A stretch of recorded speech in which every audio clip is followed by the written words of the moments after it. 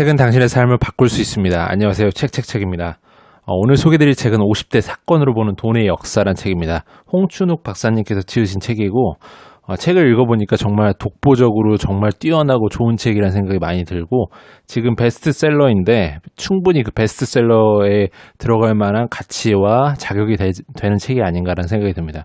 너무너무 책이 좋아서 정말 추천을 많이 드리고 싶고 이 책 같은 경우는 이제 금융과 역사를 결합해서 소개를 한 책인데 이런 이유로 이런 흐름을 갖고 이런 내용을 정말 독자의 눈높이에 맞춰서 이렇게 쓴 책은 거의 독보적인 것 같아요. 그래서 이런 책 그러니까 있긴 있겠지만 논문이나 뭐 기타 등등이 있겠지만 되게 수준이 높게 쓰여졌을 가능성이 높고 또 역사와 금융을 같이 결합해서 이렇게 통섭적으로 시각을 갖고 쓰기가 쉽지 않기 때문에 굉장히 정말 좋은 책이라고 생각이 듭니다. 이 책은 그 재테크를 하시거나 뭔가 역사적인 걸 좋아하시거나 아니면 금융에 관심 있는 모든 분들이 다 관심 있게 볼 수 있는 그런 책으로 정말 너무 유익해서 저도 제 자식한테도 꼭 읽히고 싶을 만한 그런 책이었다는 생각이 좀 듭니다. 한번 보겠습니다. 네, 저자는 홍춘욱 님이시고요. 대구에서 출생해 연세대 사학과에 입학했다. 그리고 졸업하셨겠죠. 그리고 고려대학교 대학원 경제학과에서 석사 받으시고 명지대학교에서 경영학 박사 취득하셨고 그리고 금융연구원 시작으로 여러 가지 금융기관에서 27년째 이코노미스트 생활을 하고 계시는 그런 분이시죠. 이코노미스트로 활동하시는 거죠. 경제 분석이나 기타 여러 가지 경제 전망들에 대해서 이제 칼럼도 쓰고 하시겠죠. 굉장히 글이 재밌고 흡입력이 있고 이 내용이 조금 이해가 안 되시는 부분들도 있을겠지만 저도 뭐 그랬습니다만 계속 두고두고 읽으면서 좀 공부를 하면 좋을 것 같다는 생각이 많이 들었습니다. 네, 목차는 크게 아무래도 이게 역사를 표방하는 책이다 보니까 어떠한 하나의 큰 흐름을 컨셉을 잡고 들어가는 거에 물론 있기도 하겠지만 돈이라고 하는 전체적으로 이제 역사의 그런 시점을 기준으로 가고 있어요. 예전 트라팔가르 해전부터 해서 영국을 얘기하면서 네덜란드나 16세기 이야기를 계속 시작하면서 쭉 계속 현대로 넘어옵니다. 대항해 시대에 멜세스와 그 이해할 수 없는 신세계를 통해서는 또 이제 미국의 등장과 그리고 그 영국이 마약을 통해서 이렇게 어떻게 아편을 중국에 유입하고 했던 그런 것들도 나와 있고 대공황에 대한 이야기들 그리고 근본이제 닉슨이 71년 근본이제를 폐지를 선언하면서 어떻게 변했는지 그런 이야기들이 또 나와 있고요. 6부에 이제 일본 경제 현재로 거의 넘어와서 일본에 대한 이야기, 일본 버블에 대한 이야기들 나와 있고, 그리고 이제 우리나라를 마지막으로 점검하면서 우리나라의 변화했던 그런 모습들, 어떻게 해서 우리나라가 잘 살게 되었고, 현재는 어떤 상황으로 가고 있는지에 대한 그런 이야기들이 쭉 훑어서 나와 있습니다. 네, 여기 한번 보실게요. 뭐 이런 사파도 들어가 있고, 뭔가 그 역사책 같죠? 교과서 같다는 생각이 좀 많이 들었습니다. 경제 교과서 혹은 역사 교과서 같다는 생각이 되게 많이 들었습니다. 한번 보시겠습니다.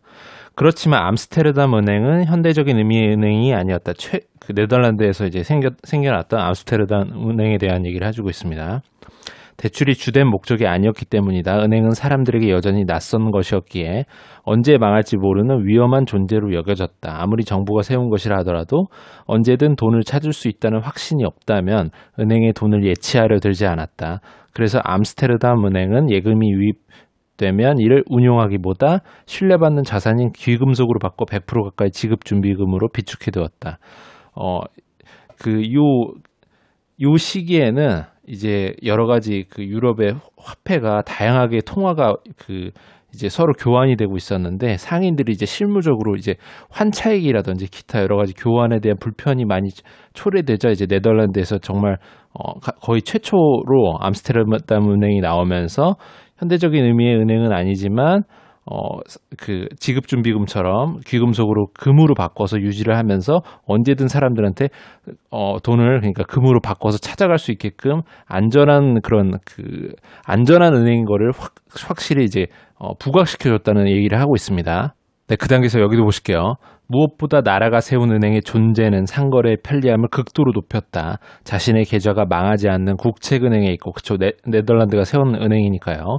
이를 이용해 자유롭게 상거래를 하고 다양한 통화를 믿을 수 있는 조건에 환전할 수 있다는 것은 다른 경제국가에 비해 압도적인 우위를 제공하는 일이라 할 수 있다.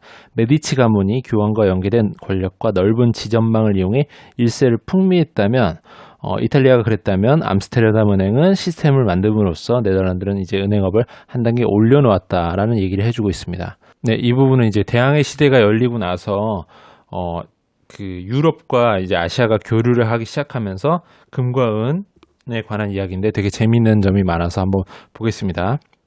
16세기의 금과 은의 교환 비율을 보면 유럽에서는 대체로 1대 12 수준이었던 반면 중국에서는 1대 6 수준이었다. 그쵸? 은 12개가 있으면 금을 하나로 유럽에서는 바꿔줬는데 중국에 오면 은 12개가 금 2개로 바꿀 수가 있는 거죠. 그러니까 2배로 거의 벌 수가 있는 거죠. 그러니까 은을 가지고 유럽 사람들은 중국에 가면 돈을 벌게 되는 상황이 계속되었던 겁니다. 은의 가치가 유럽보다 중국에서 2배가량 높았으므로 유럽 사람들은 은을 중국으로 가져가기만 해도 큰 이윤을 남길 수 있었다. 물론 유럽에서 중국으로 은이 대대적으로 이동함에 따라 금과 은의 교환 비율은 서서히 좁혀지기는 했지만 이동에 필요한 시간과 높은 비용 등으로 인해 증기선의 발명이 이루어지기 전까지는 여전히 꽤 큰 차이를 보였다. 그러니까 이동을 해서 유럽에서 중국까지 가기가 사실 되게 힘든 일이기 때문에 그러한 정보의 그런 그 도달이 느려지는 그 시점의 차이로 인해서 이런 중국과 그 유럽에서의 은과 금의 교환 비율이 계속해서 이제 그 그러니까 차이가 극복이 안 되고 계속해서 이 차이가 유지가 되었다는 걸 알 수가 있어요. 여기 표를 보시면 중국, 스페인에서의 금은 교환 비율인데 그러니까 유럽의 교환 비율과 중국의 교환 비율인데 중국의 교환 비율이 현저하게 낮죠. 그러니까 중국에서 은이 훨씬 더 이제 더 높게 쳐졌다는 걸 알 수 있습니다. 은으로 교환되는 게 금이 여기 보시면 되게 재밌는 게 거의 1571년부터 1622년까지 22년이 아니죠. 27 계속해서 거의 한 80년 가까이 되는 기간 동안 계속해서 은을 중국으로 가져가기만 해도 이윤이 남기는 상황이 지속됐다는 거죠. 굉장히 어찌 보면 돈 벌기가 되게 쉬운 거죠. 확실한 요즘에 그 200%의 거의 그 수익률을 올릴 수 있는 그런 것들이 있습니까? 거의 없죠. 쉽지 않죠. 근데 어떻게든 간에 방법을 만들어서 은을 가지고 요 당시에 살았던 유럽 사람들은 중국으로 가서 중국 놈들한테 팔면 2배다. 굉장히 놀라웠던 것 같습니다. 중국에 대한 얘기 들으실 적에 요즘에도 그렇지만 출생신고를 하지 않은 인원이 굉장히 꽤 있어서 실제로 중국 인구가 지금도 많지만 사실적으로 추산해보면 더 많다는 얘기 혹시 들어보신 적 있으십니까? 비슷하게 옛날 그 중국 명나라 때에도 이런 느낌의 이야기가 있어서 굉장히 재밌게 읽었는데 이 부분 한번 보시겠습니다.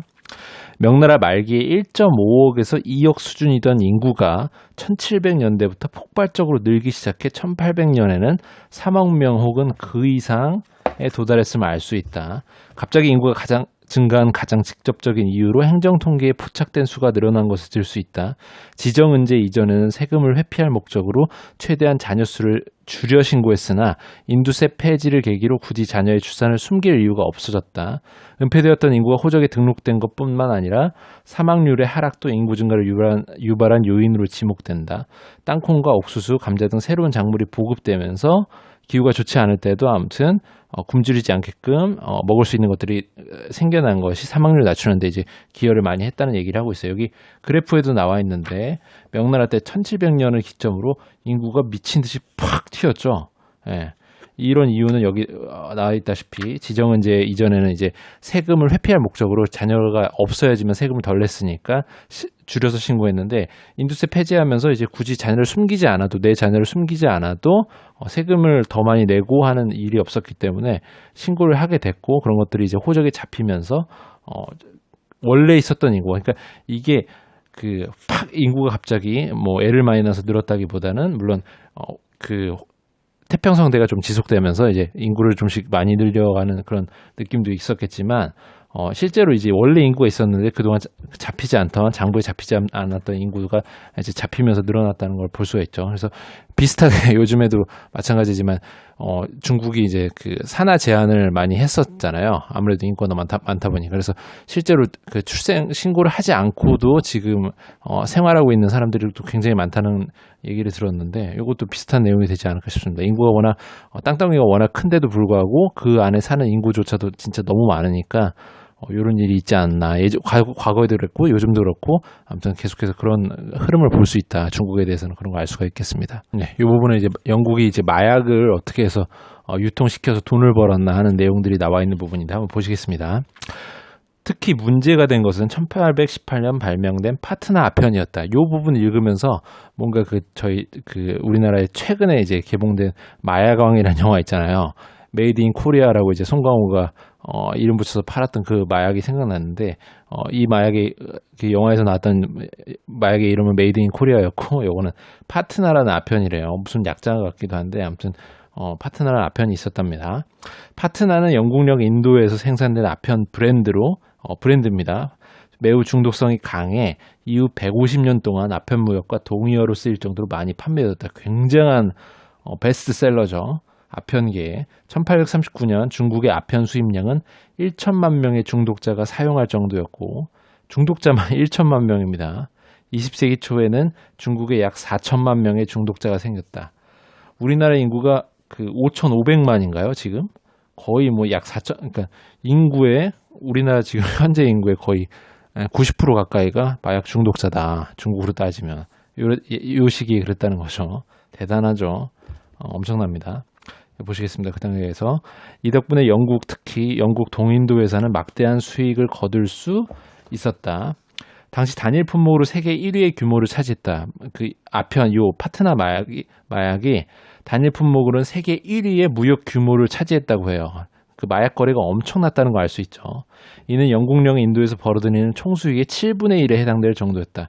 요 시기에 영국령 인도에서 벌어들이던 수입의 7분의 1이 마약이었다라는 얘기죠. 아편 무역 속에 엄청난 규모의 은이 유출됨에 따라 중국 내 은의 가치가 급격하게 상승하기 시작해 1758년 은과 동전의 교환 비율이 730대 1이었던 것이 1846년에는 1800대 1까지 상승했다. 계속해서 이게 은이 중국에 계속 들어가면서 은의 비율도 굉장히 바뀌게 되었다라는 얘기를 알 수가 있고, 은의 교환 비율도 바뀌게 되었다는 걸 알 수 있고, 아편 전쟁 직전에 청나라가 영국인들이 들여와 파는 아편을 규제하기 위해 노력했던 데에는 이런 경제적 배경이 있었던 셈입니다. 워낙에 이제 중국은 이제 은이 많이 나기도 하고, 은을 또 많이 교육을 통해서 은을 많이 갖고 있기도 했었는데, 이 인도에서 마약을 팔면서 마약과 은을 교환해 가면서 엄청난 규모의 은이 계속해서 중국에서 은으로 빨려가면서 청나라가 나라가 병들고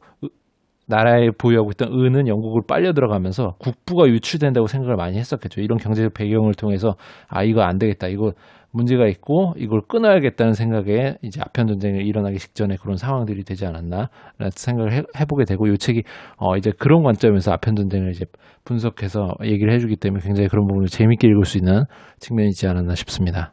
이 부분은 1929년 미국 증시가 대폭락하는 그런 상황이 있었는데 그 부분에 대한 얘기를 해주고 있습니다. 이런 일이 1929년 미국 주식시장에서 대규모로 벌어졌다. 1924년 말 레버리지 투자 규모는, 그러니까 대출을 해서 빚을 받아갖고 그거 가지고 이제 주식을 투자하는 그런 얘기를 하고 있는 거예요. 22.3억 달러에 불과했으나 1927년 말에는 44.3억 달러로, 그리고 1929년 10월 4일 대공황 직전에는 85억 달러로 불어났다. 거의 뭐 4배 가까이 불어난 거죠. 레버리지 투자 규모가 24년 말에는 22억이었는데 29년 그 대공황 직전에는 거의 4배 가까이 늘어났다라는 걸 볼 수 있고, 주식시장의 격언에 산이 높으면 골이 높다는 말이 있는데 1929년 10월 이 격언은 정확하게 들어맞았다. 초보 투자자의 비중이 높아지고 투자 매력이 약화된 상황에서 시장 금리가 상승한 것은 주식시장에 치명적인 타격을 가했다. 주식시장이 계속해서 열기가 달아오르면서 정말 주식에 대해서 주식의 주자도 모르는 사람까지도 빚을 내서 이거는 주식을 안 하면 난 돈을 누구나 번다는데, 우리나라가 이제 작년에 이제 비트코인에 굉장히 빠져들었던 것처럼 온 국민이 내가 이거 참여 안 하면 나 이거 바보야, 이런 식의 느낌이 굉장히 시장에 만연했다는 거죠. 그래서 계속해서 대출을 받고 레버리지 투자를 일으켜서 빚을 이용한 투자가 정말 늘어났는데 투자 매력이 점점 더 그렇기 때문에 떨어지고 있던 상황이죠. 왜냐하면 버블이 어느 정도 이제 그 단계에 거의 이르렀고 이제 주가가 하락하기 위한 국면이 거의 예상되는 그런 시점에 이른 거예요. 네, 그 당시에 여기도 보실게요. 레버리지 투자가 크게 늘어난 상황에서 시장 금리가 오르면 발생하는 두 가지 문제를 살펴보자. 첫 번째 문제는 대출 이자율의 상승이 곧 투자 수익의 악화로 연결된다는 것이고, 그렇겠죠.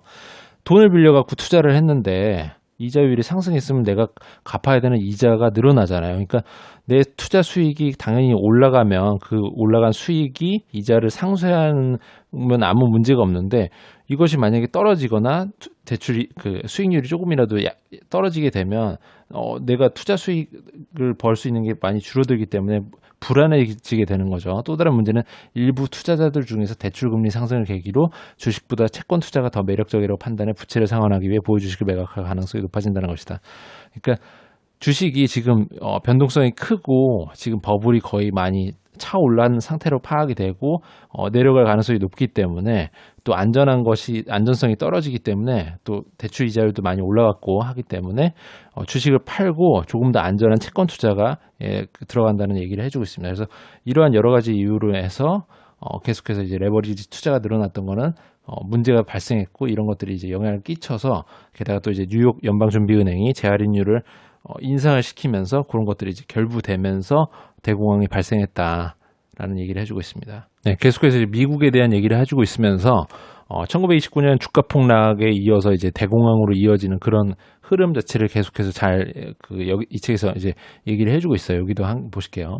수많은 경제학자는 1929년의 주가 폭락 사태가 대공황으로 연결된 원인을 파헤치고자 노력했는데, 주된 원인으로 근본이주와 청산주의적 정부의 태도를 지목했다. 그러니까 대부분의 그런 학자나 파악하는 사람들은 1929년 주가 폭락 사태가 바로 근본이제와 청산주의적인 정부 태도 때문이야라고 얘기를 하고 있다는 거예요. 그러니까 근본이제라는 건 정부가 이제 그 화폐를 갖고 있는데 그거에 대한 교환은 이제 금으로 하고 있잖아요. 그렇기 때문에 문제가 생기지 않으려면 금을 틀어지고 있어야지만이 문제가 발생되지 않고 그 신뢰 있는 은행과 정부가 될 수 있는데, 그렇기 때문에 이제 금의 유출을 굉장히 경계하는 거죠. 금이 예를 들어 금리를 인하하면 금리가 높은 다른 나라로 이제 금이 빨려가니까 그런 것들이 되게 경계하는 그런 걸 말하고 있는 거고, 청산주의적인 정부의 태도라는 거는 그간에 이제 버블이 좀 심해지면서 문제가 생기니까 야, 이거 버블 잘못됐어, 버블 버려야 돼,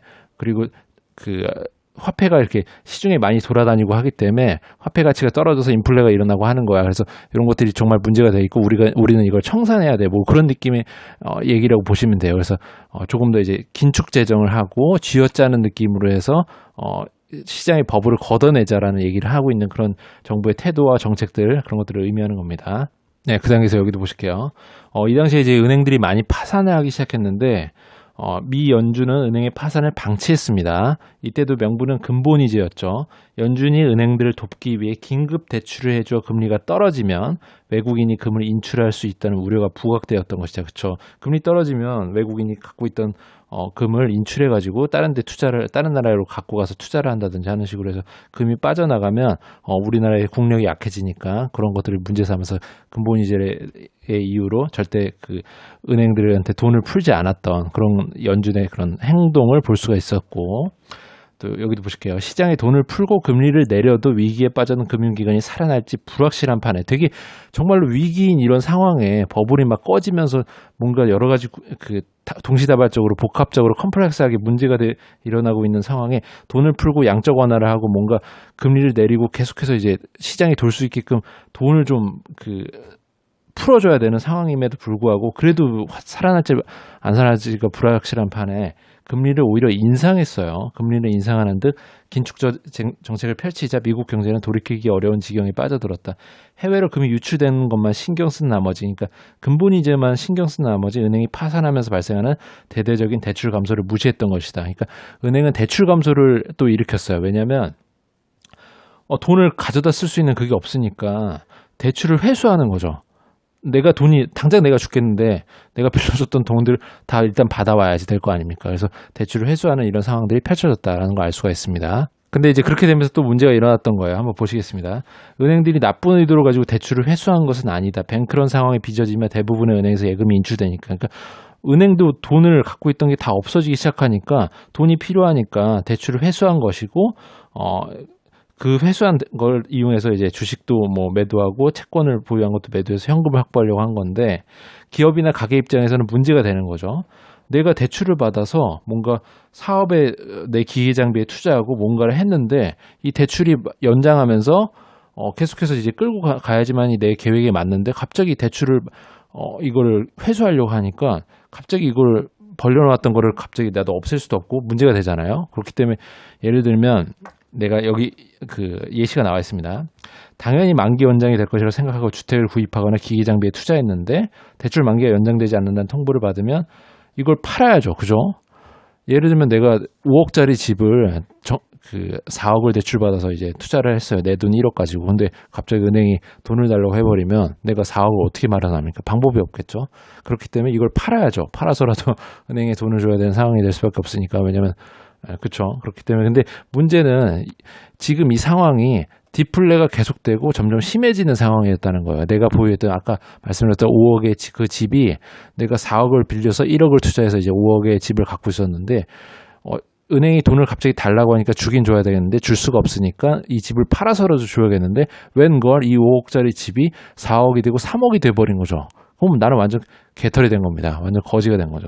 그래서 이런 상황들이 이런 대공황이 펼쳐지고 미국이 굉장히 힘들어졌던 상황을 아주 잘 이 책에서 설명을 해주고 있습니다. 정말 재밌게 읽을 수 있습니다. 이러한 근본이자에 대한 그런 여러 가지 이슈들이 있었는데 앞서 이제 역사적으로 살펴봤을 때 이제 71년에 닉슨 대통령이 이 근본이자를 폐지를 선언하고 그 이후에 변화가 어떻게 됐다라는 얘기를 쭉 해주고 있습니다. 근데 여기 한번 보실게요.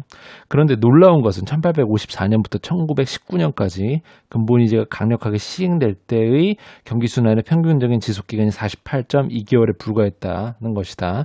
다시 말해 4년마다 평균 경기가 좋아졌다 안 좋았다 했다는 얘기를 하고 있어요. 근데 근본이자가 폐지되고 난 이후, 그러니까 1919년부터 1945년까지는 경기 순환의 평균 지속 기간이 53.2개월로 늘어났고, 그 이후에는 더 늘어났다. 그러니까 근본이자를 폐지하고 나서 경기 호황이 더 길게 이어졌다는 얘기를 해주고 있습니다. 더 좋은 상황이 펼쳐졌다라는 얘기를 해주고 있죠. 그 단계에서 여기 보실게요. 근본이자의 폐지가 좋은 일만 가져온 것은 아니다. 이렇게 좋다는 얘기를 해주고 있지만 좋은 것만 가져온 건 아니다. 양면성이 있다는 얘기를 해주고 있고 인플레의 압력을 높였을 뿐만 아니라 육부에서 다룰 수 있는 일본 사례에서 볼 수 있듯이 그 육부에서 이제 일본의 버블 사례를 얘기하고 있습니다. 이 부분은 이제 거의 막바지 이르는 부분인데 우리나라의 이야기를 이제 펼쳐주고 있어요. 우리나라가 어떻게 잘 살게 됐다 하는 얘기를 이제 해주고 있습니다. 여기 한번 보시겠습니다.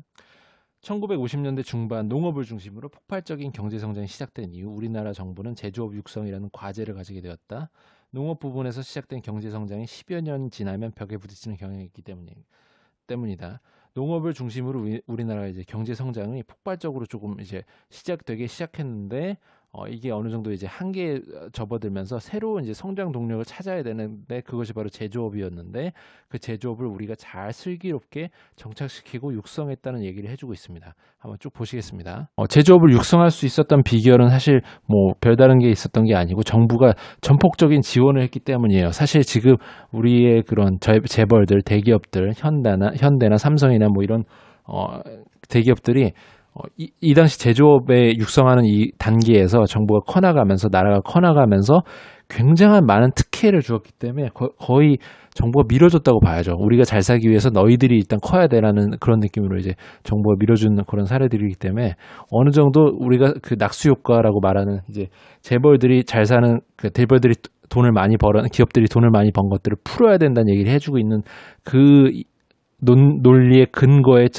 저변에는 이런 상황들이 또 있습니다. 우리가 과거에 어려웠던 시절부터 잘 살기 시작될 때까지 기업이 많은 기여를 했고 또한 그 기업이 기여를 한 것에 이상으로 정부가 많은 큰 정말 일반 개인에게는 비교도 할 수 없을 만큼의 큰 혜택을 주었는데 그런 것들을 이제 싹 잊고서 이제 내가 잘해서 내가 잘 살게 된 것 마냥 그렇게만 생각하는 것은 너희들 문제가 있지 않느냐. 재벌들 돈을 많이 벌었으면 고용도 많이 하고 여러 가지 기업의 사회적 책임을 CSR을 다 다 해라 이런 얘기들을 많이 하고 있는 거죠. 한번 보시겠습니다.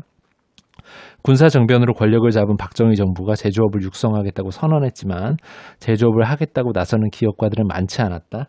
이때 우리나라 정부는 아주 효과적인 전략, 즉 채찍과 당근을 사용했다. 먼저 기업가들이 달려들지 않을 수 없는 매혹적인 당근으로 저금리를 제시했다. 그러니까 정말 싼 금리로 돈을 계속해서 빌려줬어요.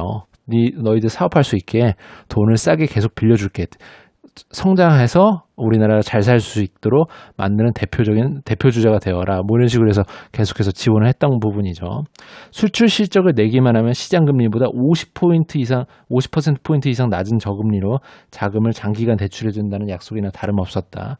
물론 겉으로 수출용 공장을 만들겠다고 약속하고 저금리를 이용해 지대를 추구하는 기업인들도 있었다.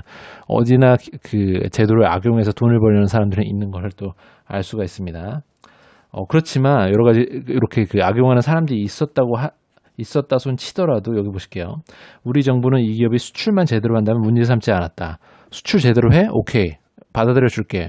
되게 그러니까 나라를 크게 만들기 위해서는 이제 찍어 눌러서 이렇게 용인하는 그런 측면이 있는 거예요. 이렇게 제대로 강인하게 그 추진하기 위해서는 어찌 보면 이제 박정희 대통령이었기 때문에 가능한 측면도 있어요. 군사정변으로 권력을 잡았고 막강한 독재 정권을 이용해서 이제 원하던 바대로 강하게 추진할 수 있는 그런 동력이 있었기 때문에 이런 것들이 이제 그 동력이 내가 추진할 수 있는 그 동력이 나쁜 방향으로 가면 안 되겠지만 이렇게 나라를 잘 살기 위한 방향으로 만들려고 하다 보니까 정말 효율적으로 이렇게 잘 리더십을 발휘해서 그 운영이 됐던 것이죠. 그렇기 때문에 이렇게 우리가 빠르게 잘 살 수 있게 된 것이 아닌가라는 생각도 해보게 되고, 이건 뭐 사후적인 해석입니다만 여러 가지 뭐 박정희 대통령이 이제 독재를 하고 하는 부분들도 물론 있지만 그 시기에 나라를 잘 살게 만들기 위한 가장 효율적인 시스템을 마련해서 그거를 정말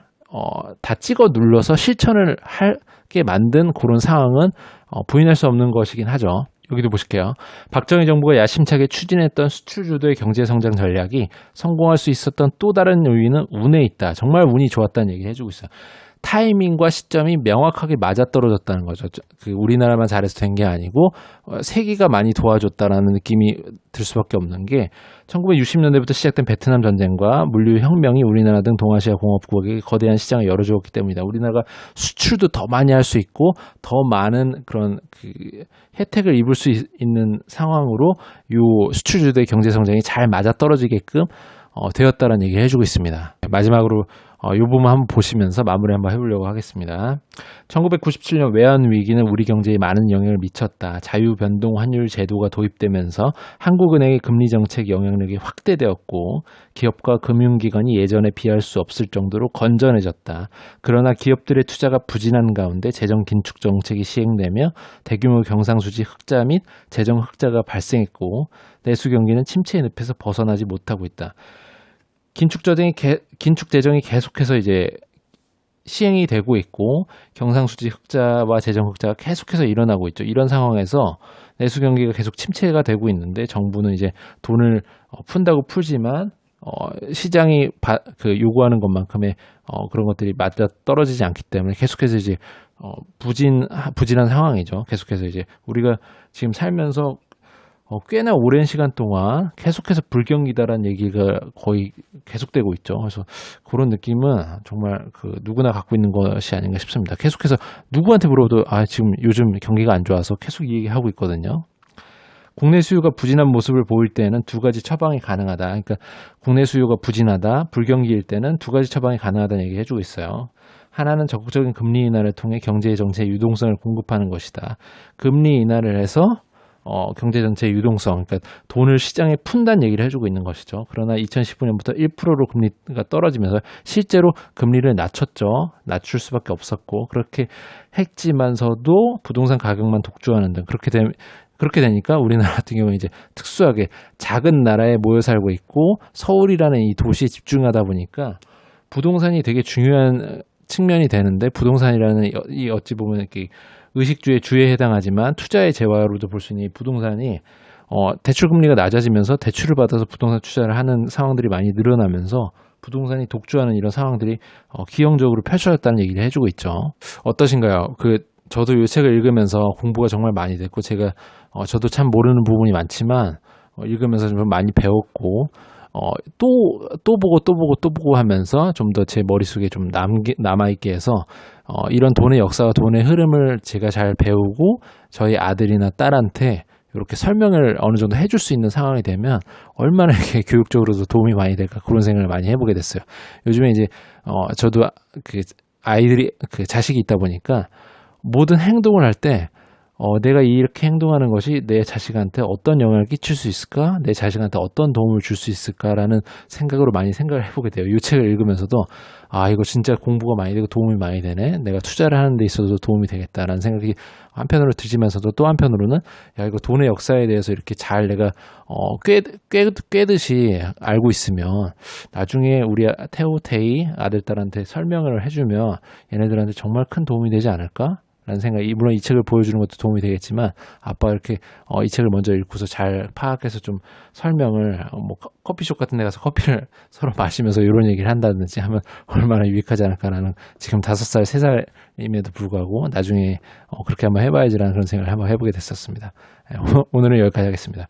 도움이 되셨다면 구독과 좋아요 부탁드리고요. 이 채널을 유지하는 힘입니다. 앞으로 더 좋은 책들 많이 소개해드리도록 해보겠습니다. 감사합니다.